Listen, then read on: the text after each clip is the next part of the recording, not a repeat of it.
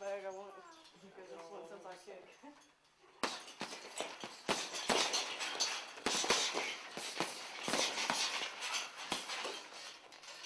I saw a show called Fight Girls on TV, and I thought it looked pretty cool. Like girls doing Muay Thai, and I was like, hey, I want to do that.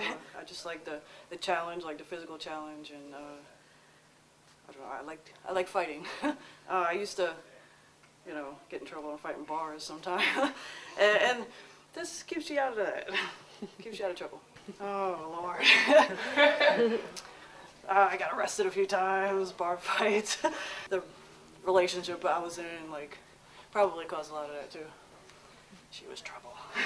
Should I be talking about this? If the case is ended, you're good. It's ended. If your case is building, don't say anything else. No, me and my girlfriend got in a fight, so I just decided to like sleep in my car, and then like these people found me thinking I was dead, and then they called the police, and then the police woman told me I couldn't smoke a cigarette, and I got really offended. So I started cursing at the cops and trying to kick out the window, and they got a little pissed. I smoked for 14 years. This actually made me quit smoking. I mean, I got in the ring and I was like, I can't breathe. And I'm like, okay, what's better, a cigarette or breathing? It's a brutal and it's a primitive sport.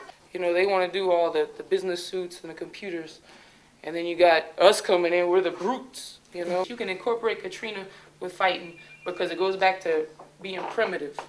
Now you're in a primitive state of mind and it's necessity. Now all those rules and laws go out the window.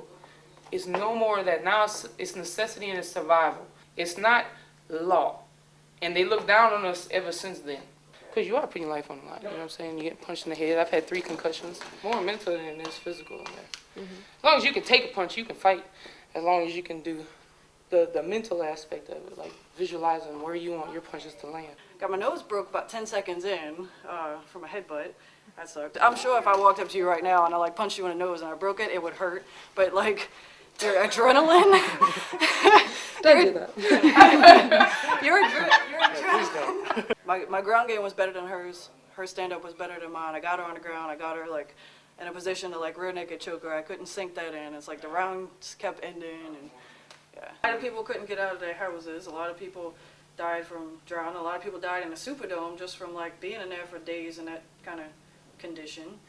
A lot of people were stuck in the city and like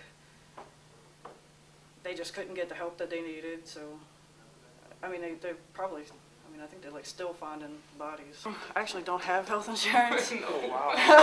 I can't afford it. So I helped a friend train for a fight and screwed up my ACL. But, What's that? Explain. it's a tendon in your knee.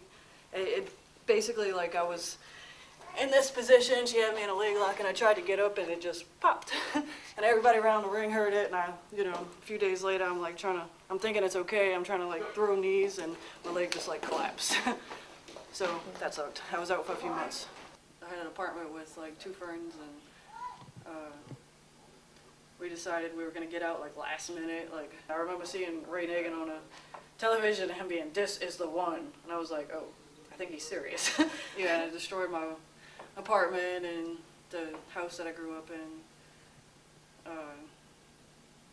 And it took me like 3-4 months to get back here.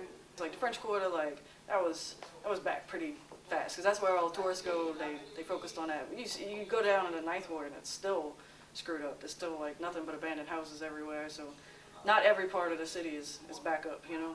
Like the first year, you drive around and you see like tarps on everybody's roof still. Like we came back for some of our stuff and it was just like crazy. Just cars all on the side of the road, like people walking around with guns and like shopping carts and like, you know, all the debris on the ground, and like the military force here. Like when I finally did move back, like we had a curfew. I can't remember if it was 12 or 2 a.m. But that's like, you know, New Orleans is a 24/7 type of city. You used to drink it when you want, and you go out to a bar and like you know, you'd be a few minutes late getting home and you get stopped by the military and like these AK-47s and you're like, whoa.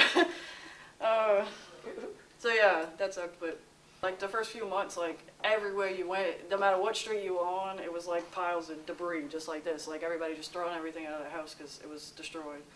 We don't have any leaders anymore that are female. We don't have that anymore. It is a male-run country. That's good. That's good. Men are strong. But you got to have something for little girls to look up to and know that it's okay. I can put on a dress and high heels and go out. When I go to the fight, I go out in my baby fat heels. But when I'm in the gym, you're going to swear that I would never put, you know, any of that on my body ever. My mom's like, I don't know why you want to go and hit somebody. Why do you want to get hit? That's just... But I don't know. She respects it because she's happy I quit smoking. And she's pretty supportive. She watched my fight and she called me after and she was like, that stupid she just kept trying to hit you in that nose. My mom told me that I'm using my body. I'm not thinking. I'm in a dumb sport, doing dumb stuff. You know, you in here, you selling yourself. You're not selling your brain. You're selling yourself. You're taking abuse from your body. But yeah, it takes. she never liked anything anyway. I mean, it doesn't matter what I did anyway. It doesn't matter. I've had dudes break up with me because they didn't want to. They told me, yeah, you pretty, but you're gonna be pretty with no teeth. And I'm like, well, I mean. The year before Katrina hit, like I think it was Ivan. Everybody got out. Like I felt like I didn't even want to leave because of the year before. Like it took us literally 24 hours to drive 6 hours away to Houston, and like people just get tired of leaving. You know, like a lot of people didn't leave because they didn't have the financial means to get out, but a lot of people just didn't leave because they're just so used to leaving and it being nothing.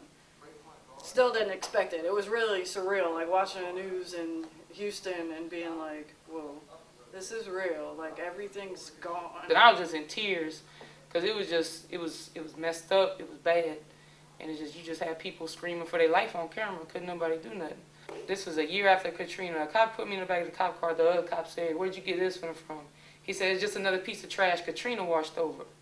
All the girls off the street that are out there bullying or getting in trouble, if they would take that energy and focus it on this, man, we'd have a massive amount of fighters, female fighters, just like men. One of my old coaches said this is the lie detector test.